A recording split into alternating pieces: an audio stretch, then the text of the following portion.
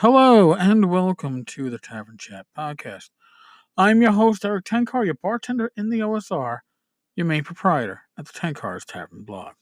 We have a voicemail from none other than Joe the lawyer regarding the dice, the $300 dice that Wizards of the Coast is going to be putting on sale. And then after we listen to Joe, I got some thoughts on some changes that are coming to YouTube and some thoughts on Kickstarter and maybe unionization and stuff. We'll see. We'll see. Hey, Eric, Joe the lawyer here. I guess I'm just behind the times geek. I have no idea who Rick and Morty is. I heard the name before. I'll add it to the list of names of shows I gotta watch once, I guess, to be a real geek now in these times, like that Mercer dude and that robot chicken people. So, I don't know, whatever. I don't know. It was an intro set. If I guess more people playing, so be it. I was more thinking about the dice, though. $300, I mean, fuck you. Not you, them. What the fuck? That's stupid. But if they're putting an insert, a gem, or whatever, a fake gem nonetheless, into the D20, doesn't that throw the balance off? And it's on the 20. So it's either going to help it and help you roll 20s, or hurt it and make it heavier and make you roll ones, right? I mean, if it's going to make you roll 20s, people are going to find that shit out real fast once everybody starts nailing 20s with that. And then if you roll a 1, you have a massive protest to spend $300 on dice that roll fucking ones. I don't know, just thinking, man, Later. Yeah, if those dice aren't balanced, then that's a huge fuck, literally. And it's quite. You know what? That might not be legal dice for organized play. Just there for you to show off and brag to your fellow gamers, but not actually use it in game. That might come down to. That might be it. That might be the answer. I don't know. I guess we have to get it's Lou, right? Luzacci? Luzochi? He's always the one that's like balancing the dice. Maybe Lou's got to balance these dice. We got to find out what's going on with them. What do you think, Lou?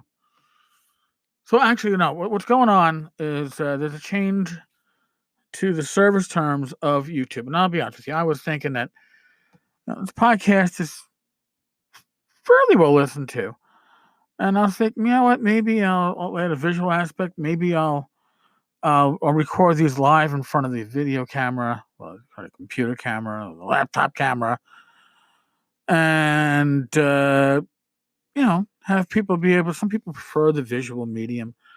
Maybe it would allow me to be, more approachable. Like you're 10 times more likable in person than you are on your podcast because I'm a dick. I understand that, but I'm not that big a dick. And I'm only a dick to the people that need dicks. That didn't come out right. Never mind. But in any case, YouTube has changed terms of service, and a lot of it has to do with aiming stuff at children. So if you're a Roblox YouTuber, you're probably not gonna be making the money that you were making. But one of the bigger changes to the terms of service, and let me go to The Verve, is they flat out say YouTube has no obligation to host anyone's video. YouTube is under no obligation to host or serve content. The new terms of service policy reads. Think about that. So, and I've got some videos up on YouTube. I'm sure a lot of us have some, but to come out and say, we're under no obligation. Here, YouTube may terminate your access or your Google account's access. Now, your Google account is like for many of us, like you're all online, right? And your emails are frequently Google. And I use Blogger. Now the reason for me to get off Blogger, right? Because they're saying if YouTube may terminate your access or your Google account access to all or part of the service, if YouTube believes it in its sole discretion. I mean, kind of like this. There's any appeal to this. and sole discretion that provision of the service to you is no longer commercially viable. So here, think about that. You're not making them enough money. I certainly wouldn't be making them enough money, right? You need like what, over 1,000 subscribers before you can even make money, but you're not making us enough money. We can terminate your access or your Google account's access to all or part of the service. Because remember, YouTube is part of Google, as is Gmail, as is Blogger. So, yeah, that is something that is fucking scary. And I'm not even a big YouTuber. Okay. I watch videos on it, but again, I haven't recorded anything on YouTube in a while. And now I am getting nervous about that. So now, what does this have to do with Kickstarter? Well, Kickstarter has the current brouhaha over unionization. And some of their employees want to unionize, and Kickstarter is against unionization. Well, now there's a call for a YouTuber union. And I have no fucking clue how something like that would work out at all. I'm not even sure if something like that should work out at all. And as for, Kickstarter unionizing, before I was a cop, I worked for a regional department store here in New York City, out in Flushing. It had to be probably late 80s, early 90s. There was talk of unionization. Really, there was.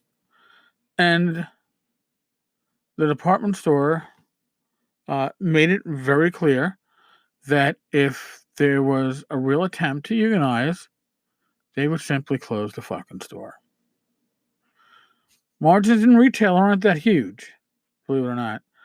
And unionization would have probably, ruined that profit. I worked as a cop for 20 years. We weren't allowed to technically be in a union if we were in a benevolent association. It's the same thing. It's a union. We call it a union. But what does that mean? I enjoy their benefits, and I'm thankful for it. But I don't know if all industries need unions or if they will benefit from unions. And I don't know if Kickstarter, if their location is only it's one location, right? It's I don't know if they're going to benefit from a union. I don't know if YouTubers can really act. That whole weird shit. But there's changes coming to YouTube. And if you are a content creator, now you have to be worried about whether or not you are directing your material at children. And if so, and you're advertising, you could be in for a shitload of trouble if you fuck that shit up. And it's even worth it. Couldn't tell you. But the panicking has started. And I guess we'll know better next year, 2020, beginning of 2020, when all this shit starts falling into place, how big the panic actually is. In the meantime, I'm still interested in maybe just doing like a video version of this once a week. But maybe I have to find an alternate platform to do it on. Sucks, right? In any case, folks, as always, if you're watching, see, now I'm fucking confused, right? If you're listening, if you're watching this, then we probably have an issue. But if you're listening on Apple Podcasts, please feel free, give a review or give a rating or ranking or whatever the bloody hell it is. It helps. Word of mouth helps. All right, folks. On that note, as always, be safe, be well. God bless. Roll those dice well. And football update, because I have to throw those football updates when they're in. Great Monday Night Football game yesterday. Holy shit, probably one of the better games I've seen in my lifetime. So that was really, really good. And It's fucking cold in New York City right now. It's very cold for the first half of November. That's, it'll get colder. All right, folks. Where am I? I got my little Snuggie slippers on right now. I might put my Snuggie on later when I watch TV. I want to see Tim Shorts in the Snuggie, but that's neither here nor there. I want to see him running a game on Roll 20 in a Snuggie. Otherwise, folks, on that note, be good. I'll talk to you later.